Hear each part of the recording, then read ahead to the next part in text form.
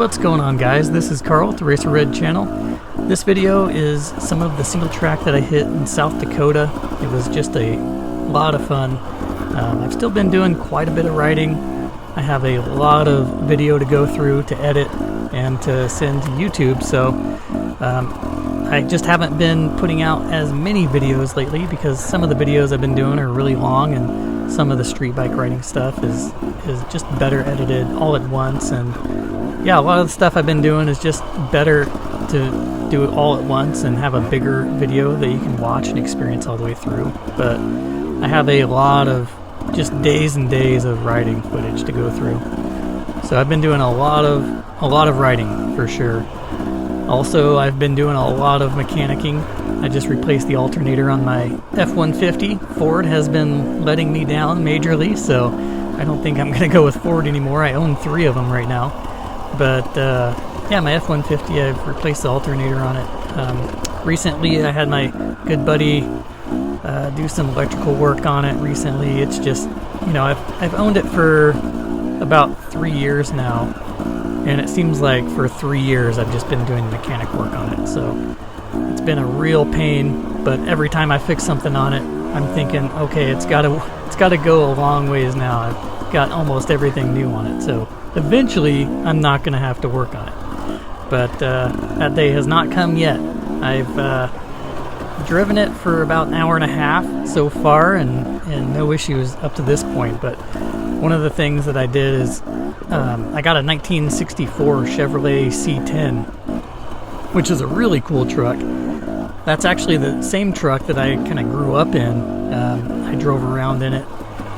Ours growing up was a 1961, but it was a turquoise color, and we just called it the green pickup. And so that's what I call this truck, because it's the same exact color, same color scheme, same exact body style.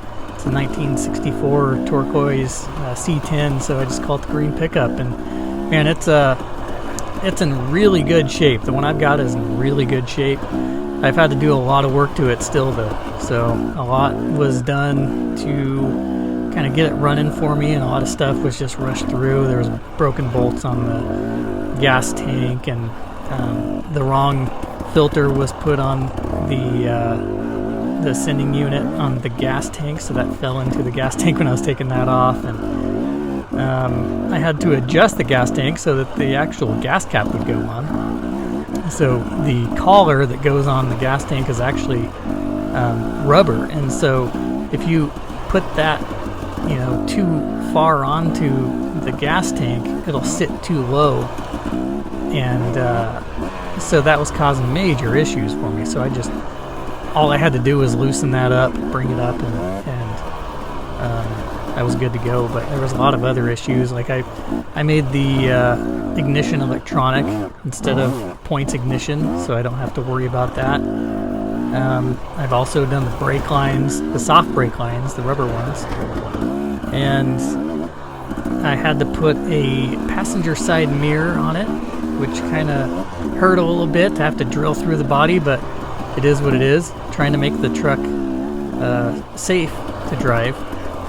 And really the main thing that's going to be bothering me for the 64 is the transmission is a little bit low geared. Right now it works great for me, but I don't know about the traffic around me, if they'll be too happy. I think cruising speed, you know, maximum would probably be about 60. So I'm thinking about putting different rear end gears in there so that it can just bump it up a little bit more. Of course, it is just the 230, so it's going to be pretty low on power in comparison to like a 283 or 350. A lot of people just drop a 350 in there, and you know, those aren't known for gas mileage, that's for sure, but it would have plenty of power then. And so that might be down the road. I'm going to drive it and see how it works for a while.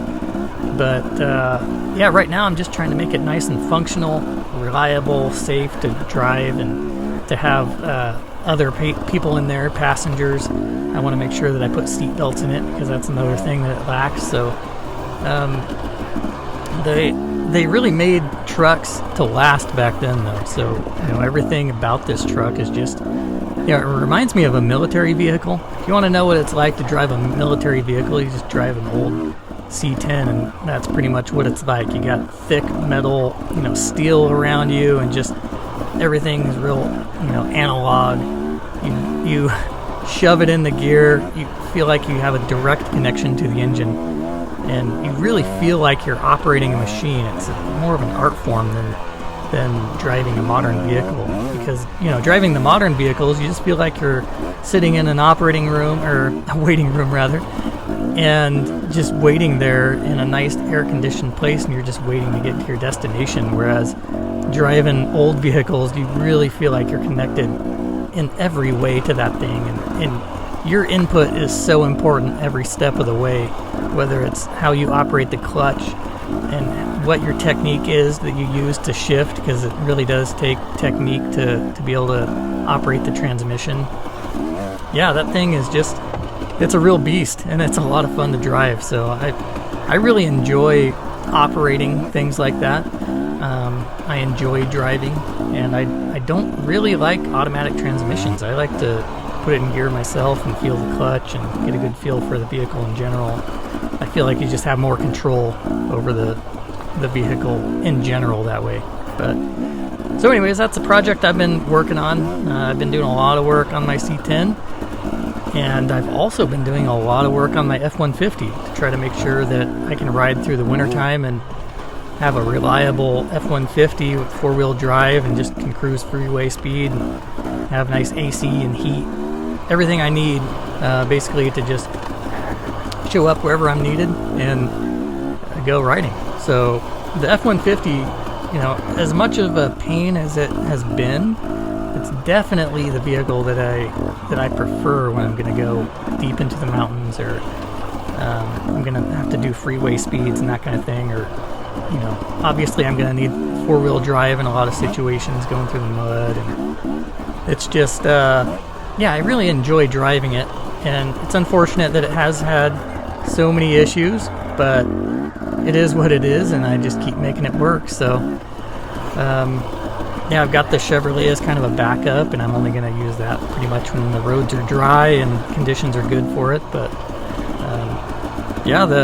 the mechanicking has really been the thing for me lately. I've also done street riding. I've done a lot of work on my MT9, and trying to get comms set up is another ordeal with that. Trying to get comms to be loud and clear is really difficult. I'm using the SMH-10 Cena on my headset, and apparently you have to have the speakers lined up within a couple millimeters, to really get the quality of sound that you're going to need at speed. So I haven't looked into that again. I've pulled all of my Bluetooth out, and I've kind of swapped over to radios. We're going to see how that works.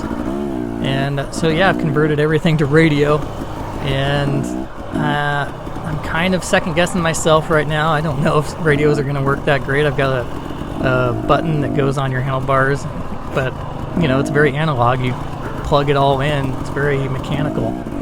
So there's no wireless connections at all. You just plug everything in and go, which can be cumbersome when you're riding around. So we'll see how it works, and radios are definitely something that work well when you're out dirt biking.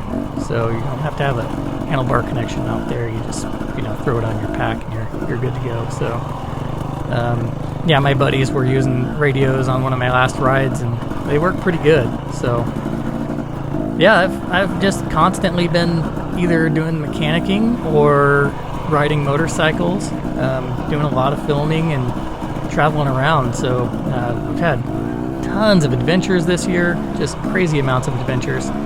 And every year should be like this one. Maybe the YouTube channel suffered a little bit, but for the most part, I've just been having a great time. So anyways, I hope you enjoyed the video, and I'll catch you on the next one.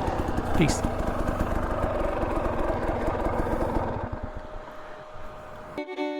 Alright guys, I just wanted to thank my Patreon supporters. That would be Lance Darnell, Jim Jolson Jr., Kurt Kinghorn, Daniel Roush, Brian Thomason, Wade James, Moto Creek, Nathan Young, Jason Froling. I appreciate each and every one of you guys. Thank you.